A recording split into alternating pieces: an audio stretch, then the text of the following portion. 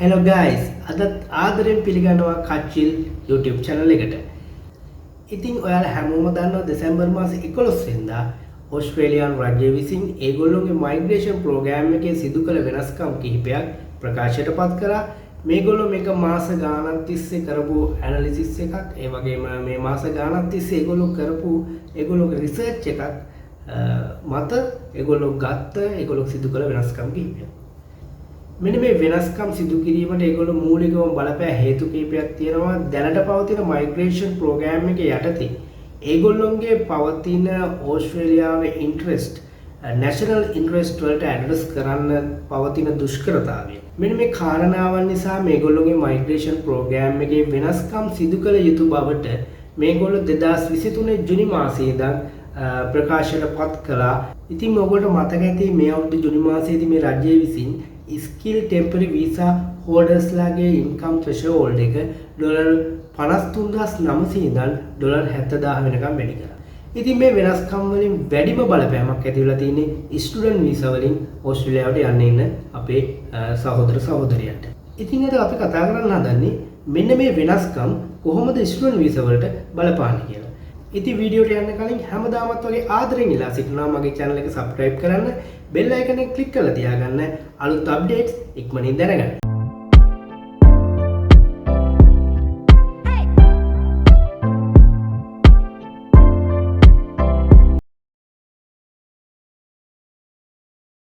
ඉතින් අපේ වීඩියෝ පටන් ගන්න කලින් මම ඔයාලට මෙන්න මේ graph එක පෙන්නන්න කොහොමද ඒගොල්ලොන්ගේ migrants-ලා වැඩි වෙලා තියෙන්නේ COVID වලට කලින් සහ COVID වලට පස්සේ.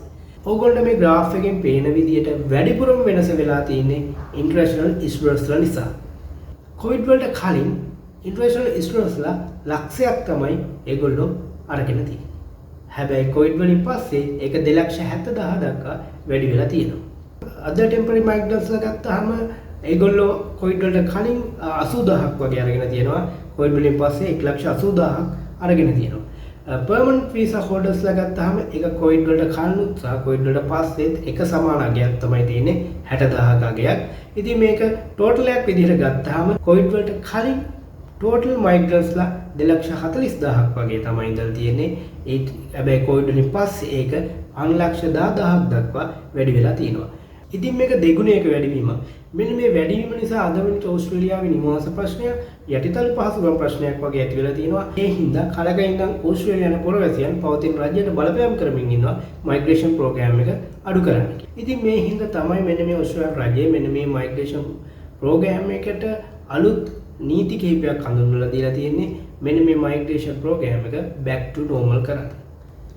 ඒ වගේම ඒගොල්ලෝ තව රිසර්ච් එකක් කරලා තියෙනවා. ඒ රිසර්ච් එකෙන් ඒගොල්ලෝ අඳුනාගෙන තියෙනවා ස්ටුඩන්ට් වීසා වලින් ඇවිත් ස්ටඩීස් ඉවර කරලා පෝස්ට් ග්‍රැජුවේට් වීසා එකේ ඒගොල්ලෝ කියන්නේ ග්‍රැජුවේට් ටෙම්පරරි වීසා එකේ GTV එකේදී ඒගොල්ලෝ මොන වගේ ජොබ්ද කරන්නේ කියලා.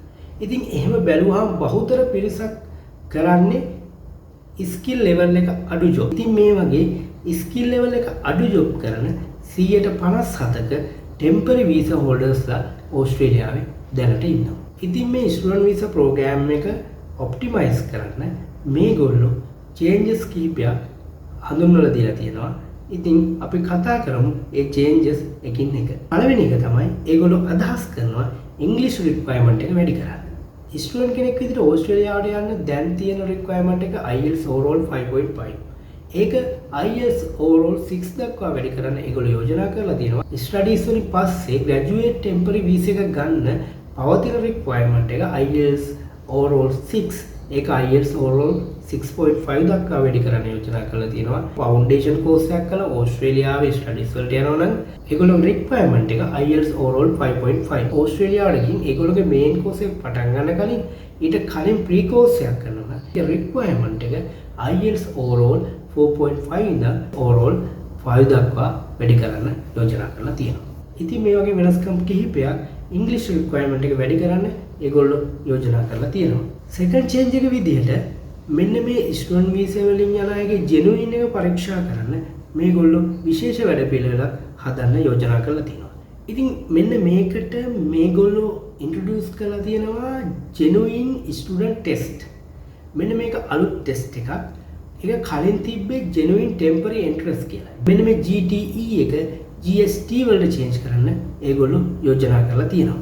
තුන්වෙනි කාරණා විදියට student visa එක misuse කරන එක වළක්වන්න ඒගොල්ලෝ student visa integrity unit එකක් හදන්න බලාපොරොත්තු වෙනවා. ඉතින් මෙන්න මේ unit එක හරහා ස්ටුඩන්ට්ලා හරියට තමන්ගේ ස්ටඩීස් කරනවද කියලා චෙක් කරන්න මේගොල්ලෝ මේ යුනිට් එක යූස් කරන්න බලාපොරොත්තු වෙනවා. සමහර අය ඔස්ට්‍රේලියාවට ගිහිල්ලා ස්ටඩීස් හරියට කරන්නේ නැතුව ජොබ් කරලා සල්ලි හම්බ කරනවා. ඉතින් මේ වගේ වැඩ නවත්තන්න තමයි මේගොල්ලෝගේ ප්‍රධාන අරමුණ. ඊළඟ වෙනස විදිහට ඉන්ටර්නැෂනල් ස්ටුඩන්ට්ස්ලාට සේවා සපයන මෙන්න මේ ආයතනවල ගුණාත්මකභාවය වැඩි දියුණු කිරීමට මේගොල්ලෝ වැඩපිළිවෙලක් යෝජනා කරනවා. ඉතින් මෙන්න මේ වැඩපිළිවෙලලා මෙන්න මේ වගේ ආයතන පවතින්නේ කොහොමද, මේ ආයතන ඇත්තම ආයතනද, මෙන්න මේ වගේ දේවල් පරීක්ෂා කරනවා. මේ හැම දෙයක්ම කරන්නේ මේගොල්ලෝගේ এডুকেෂන් සිස්ටම් එක ඩෙවලොප් කරන්න. මෙන්න මේ এডুকেෂන් ඉන්ඩස්ට්‍රි එක තමයි ඒගොල්ලෝගේ හතරවෙනි අපනයන ආදායම. අවුරුද්දකට ඩොලර් බිලියන 30ක ඉන්කම් එකක් ඕස්ට්‍රේලියාවට එන්නේ මෙන්න මේ ඉන්ටර්නැෂනල් ස්ටුඩන්ට්ස්ලාට සේවා සපයන නිසා.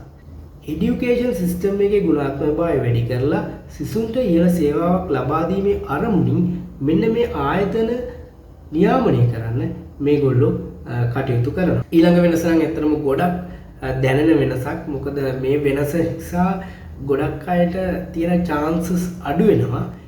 ඒගොල්ලෝ යෝජනා කරනවා graduate temporary visa එකේ time period එක අඩු කරන්න. අඩු කරලා ස්ටුඩන්ට්ලාට ඊටාම කෙටි කාලයක් තුල ඒගොල්ලෝගේ potential identify කරගෙන PR path එකකට යන්න පුළුවන් වැඩපිළිවෙලක් හදන්න තමයි ඒගොල්ලෝ යෝජනා කරන්නේ.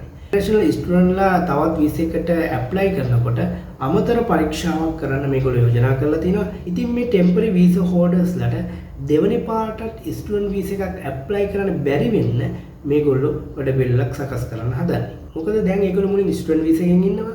ඊට පස්සේ graduate temporary visa එකෙන් ඉන්නවා. graduate temporary visa එක ඉවරනකොට PR path එකකට යන්න බැරි වුණාම ඒගොල්ලෝ ගොඩක් වෙලාවට නැවත student visa එකට apply කරනවා. ඉතින් මේ විදිහට කරන්න පුළුවන්කම තිබුණා.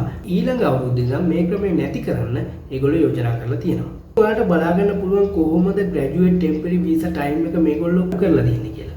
සාමාන්‍යයෙන් bachelor එකට 2 years දෙනවා. ඒක ඒ විදිහටම දෙන්න ඒගොල්ලෝ යෝජනා කරලා තියෙනවා. මාස්ටර් බයි කෝස් එකකට අවුරුදු 3ක් දීලා තියෙනවා. ඒක අවුරුදු 2 දක්වා අඩු කරන්න ඒගොල්ලෝ සජෙස්ට් කරලා තියෙනවා. මාස්ටර් බයි රිසර්ච් එකකට අවුරුදු 3ක් දීපු එකට ඒක ඒ විදිහටම තියන්න. PhD එකට අවුරුදු 4ක් තිබ්බ එක අවුරුදු 3ක් දක්වා අඩු කරන්න ඒගොල්ලෝ යෝජනා කරලා තියෙනවා. ඊට අමතරව regional student visa එක ඉන්නවනම් ඒගොල්ලන්ට additionally 1 to 2 years දීලා තිබ්බා. ඒ benefit එක ඒ විදිහටම තියන්න ඒගොල්ලෝ යෝජනා කරලා තියෙනවා. ඒ වගේම post study work rights extension කරන්න තිබ්බ chance එක ඒගොල්ලෝ ඉවත් කරලා තියෙනවා. ඉතින් මේ වගේ දැනෙන වෙනස්කම් කිහිපයක් graduate temporary visa එකට ඒගොල්ලෝ introduce කරලා තියෙනවා. අවුරුදු 50 දක්වා TGV එක temporary graduate visa එක apply කරන්න පුළුවන්කම තියෙනවා දැනට. නමුත් ඒ වයස අවුරුදු 35 දක්වා අඩු කරන්න මේගොල්ලෝ යෝජනා කරලා තියෙනවා. මේකට හේතුව අවුරුදු 50ක් දක්වා මෙන්න මේ TGV එක apply කරන්න පුළුවන් වුණත් PR apply කරන්න පුළුවන් අවුරුදු 45ක් දක්වා විතරයි. ඉතින් මෙන්න මේ අවුරුදු 50 වයස අවුරුදු 35 දක්වා අඩු කරන්න මේගොල්ලෝ යෝජනා කරනවා. ගොඩක් අයගේ chances මේකෙන් නැති වෙනවා. ඉතින් ඉදිරියේදී ඕස්ට්‍රේලියාවට යනවා නම් අවුරුදු 35ට කලින් ස්ටඩීස් ඉවර කරලා TGV එක apply කරන්න පුළුවන්කම තියෙන්න ඕන. ඉතින් දැනටමත් ගොඩක් අවුරුදු 33 34 වගේ වයසවල ඉන්න අය ඕස්ට්‍රේලියාවේ ස්ටඩීස් කරනවා. ඉතින් ඒගොල්ලන්ට ලොකු බලපෑමක් මේ වෙනස්කමත් එක්ක ඇති වෙලා තියෙනවා. ඉතින් හැමෝම කියනවා මෙන්න මේ වෙනස්කම යම්කිසි සංශෝධනයක් කරයි කියලා. මොකද ගොඩක් අයට ලොකු අසාධාරණයක් වෙන හින්දා අපි කතා කරේ ඕස්ට්‍රේලියානු රජය විසින් ස්ටුඩන්ට් වීසා සඳහා සිදු කරන ලද වෙනස්කම්. මේ වෙනස්කම් ගොඩක් අයට ලොකු බලපෑමක් ඇති කරනවා. ඉතින් අපි ප්‍රාර්ථනා කරනවා ඕස්ට්‍රේලියාවට ස්ටුඩන්ට් වීසා වලින් යන්න ඉන්න හැමෝගෙම බලාපොරොත්තු ඉෂ්ට වෙන්න කියලා. අද වීඩියෝ අවසන් කරන්න කලින් ආයෙමත් ඔයගොල්ලෝගෙන් ආදරෙන් ඉල්ලනවා මගේ channel එක subscribe කරන්න, bell icon එක click කරන්න අලුත් updates ඉක්මනින් දැනගන්න. ඉතින් ඔයාලට සුබ දවසක්.